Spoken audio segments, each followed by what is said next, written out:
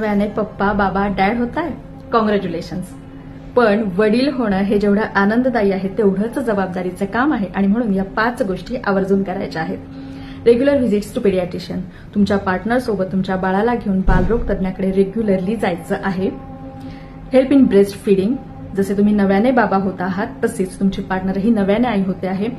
त्यावेळी breast फिडिंगमध्ये specially positioning किंवा बर्पिंगमध्ये तुम्हाला तिला हेल्प करायची आहे.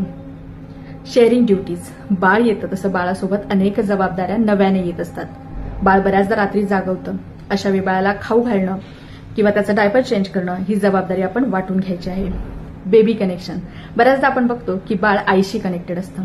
जर ते तुमच्याशी कनेक्टेड हवं असेल तर स्किन टू स्किन कॉन्टॅक्ट खूप जास्त इम्पॉर्टंट आहे. बाळाचे मुके घेणं, बाळाला मिठीत घेणं हे त्यासाठी खूप आवश्यक आहे.